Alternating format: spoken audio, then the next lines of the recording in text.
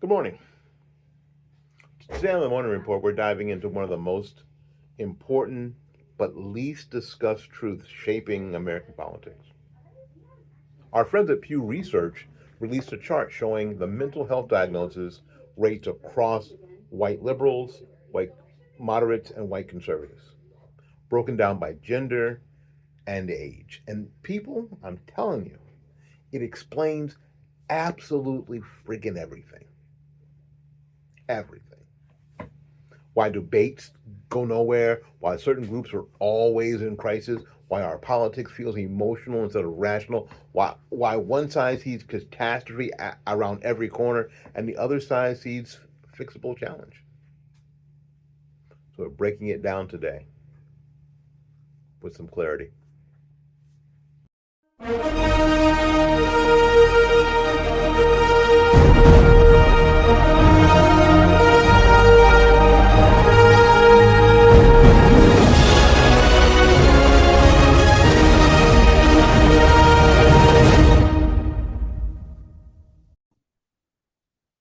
All right, let's start with what we're looking at. This isn't some friend survey cooked up in somebody's garage. This is straight from the Pew American Trends panel, one of the most respected social science panels in the country. And the question they asked is very simple. Has a doctor or other healthcare provider ever told you that you have a mental health condition?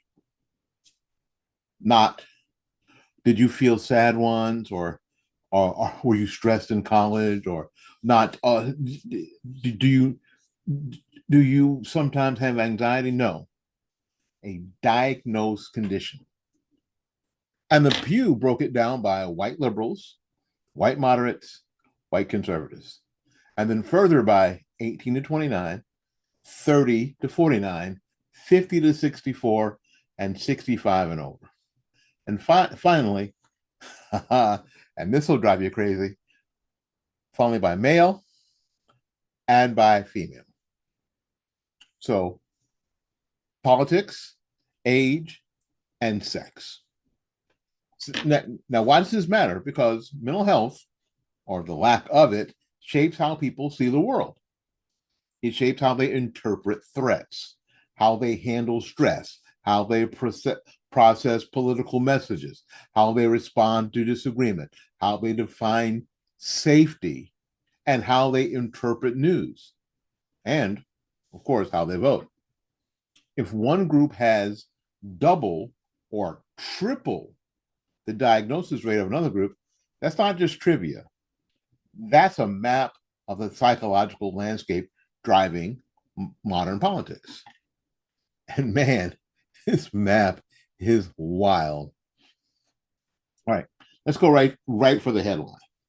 Young white liberal women, 53%, 56.3%, 56.3%, 6.3% diagnosed with a mental condition. More than half. That's not high. That's a majority.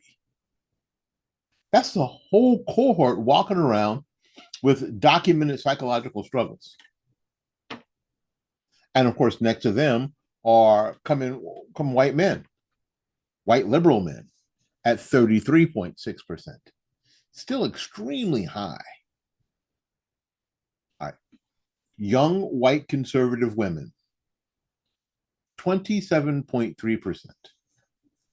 Young white conservative men, 7.8%. Let me say that again. 7.8%. We're talking a difference so large you can land a plane on it. That isn't subtle. Okay. It's not a rounding error.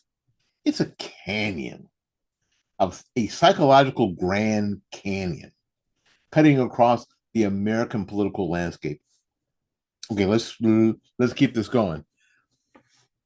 Among liberals aged 30 to 49, women that have been told by some mental health professional that they have some condition. Women, 39.7%.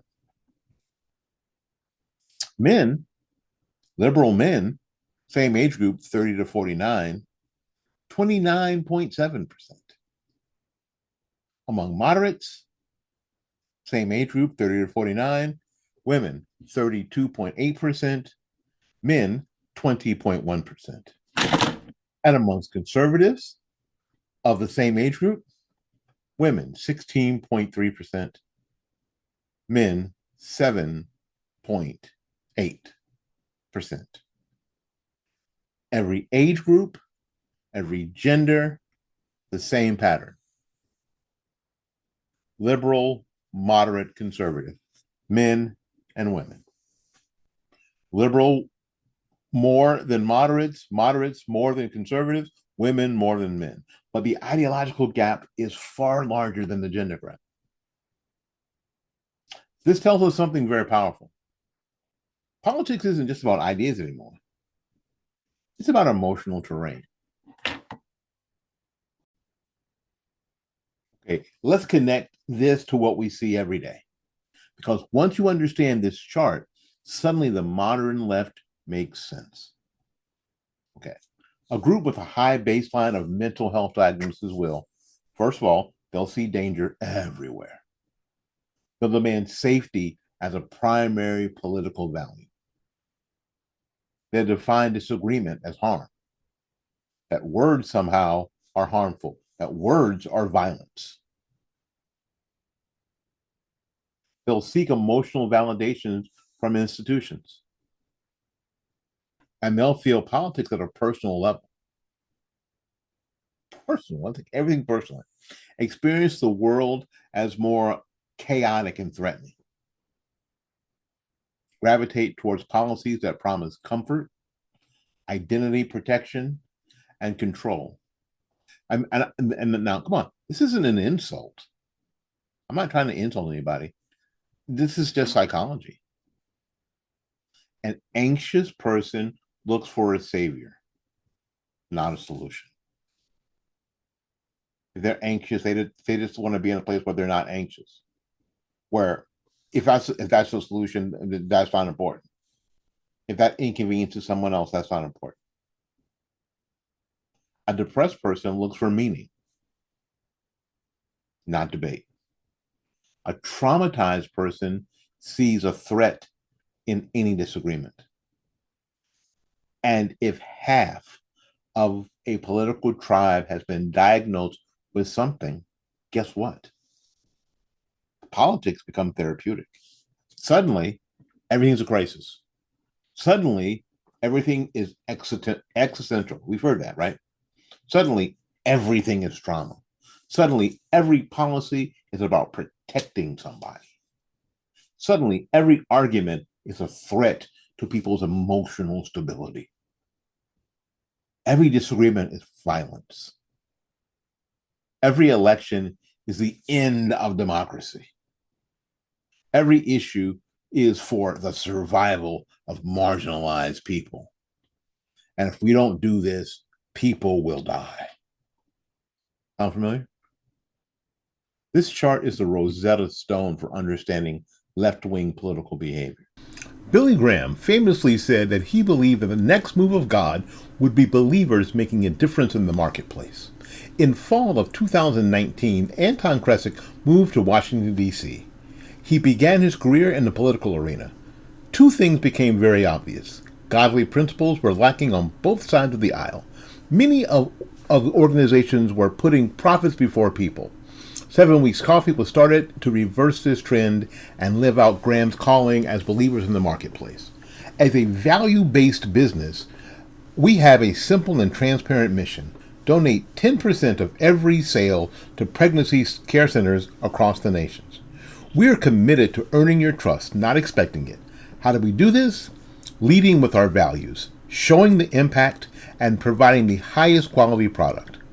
I am a Christian, I am a conservative, and 7 Weeks Coffee unapologetically supports pregnancy care centers across the nation. Join us by letting your coffee serve a greater purpose. Okay, now let's look at conservatives. Their diagnosis rate are dramatically lower. In some groups, 4 or 5 times lower. But that's not because conservatives are emotionally perfect or mentally invincible. No, it's because conservatives' worldview naturally produces stability, faith, family, community, traditions, personal agency, responsibility, a belief in order, lower reliance on institutions for emotional support, a clear identity rooted outside of politics, stronger social frameworks. These things act as psychological anchors. When your worldview says life is tough but navigable, when your worldview says I can handle my own problems, when your worldview is my value isn't defined by government, when your worldview says this, my identity is not up for debate. And when your worldview says this, my emotions are not the center of the universe. You're much harder to destabilize. You don't spiral every time the news changes. You don't melt when someone disagrees. You don't need to redefine the language every time you're uncomfortable. You don't need political leaders to be your therapists. You need them just to do the job, secure the border, balance the budget, keep the streets safe, protect freedom, stay out of my way. Politics is a civic duty, not policy. All right. Now, here's the heart of the issue. We don't simply have a political divide. We have a psychological divide. One side sees America as dangerous, collapsing, and emotionally overwhelming. The other side sees America as solvable, improvable, and worth strengthening. One side sees disagreement as an attack. The other side sees disagreement as debate. One side thinks that the government must protect emotional safety. The other side thinks that the government must protect constitutional rights. This isn't just ideology. It's the mental state behind the ideology. Think about social media. Which political side produces the most viral outrage? Which side trends more emotional content? Which side uses words like trauma, harm, unsafe, triggered the most? The chart explains why. If 40 to 56% of your cohort has a diagnosed mental health condition, of course, campus politics look like mass hysteria. Of course, protests look like emotional eruptions. Of course, everything feels dramatic and existential. Of course, political differences become identity crises. This is not political analysis. This is psychological reality. And here is where we've got to get serious. We have a large political tribe. When a large political tribe experiences higher levels of emotional volatility, it transforms the entire system. Because then you have the media catering to emotional audiences. Politicians adapt emotional narrative. Policy debates become moral emergencies. Facts take a backseat to feelings. Outrage becomes currency. Victimhood becomes power, and activism becomes therapy. And the nation becomes hyper reactive. We see it now. Every news story is a crisis. Every event is a national trauma. Every election is the end of the republic. Every disagreement is violence. Every policy debate is life or death. The democracy can't function when one major faction operates emotionally instead of rationally, because the emotional politics demands control. Because emotional politics demands control, not persuasion. It demands compliance, not cooperation. It demands obedience, not debate. And that's why this chart is not entertainment, it's a warning. So, what does it all mean? It means America isn't divided between left and right, it's divided between an emotionally fragile worldview and a resilient oriented worldview. One side looks outward for civility, the other side builds it from within. One side collapses under discomfort, the other side adapts. One side demands protection from ideas, the other side demands freedom to think. This chart explains it beautifully. And if we want to save the Republic, we had better start understanding the psychological battlefield, because politics is downstream, not just from the culture, but from mental health. My name is Willie Lawson. This is the Morning Report. The Morning Report is production of fightbackmedia.com, fightbackmedia.com, fightbackmedia.com, and fightbackmediatv.com. Until we see you again, go out there and learn something, love somebody, and for goodness sake, y'all take care of yourself. We will see you when we see you. Bye bye now.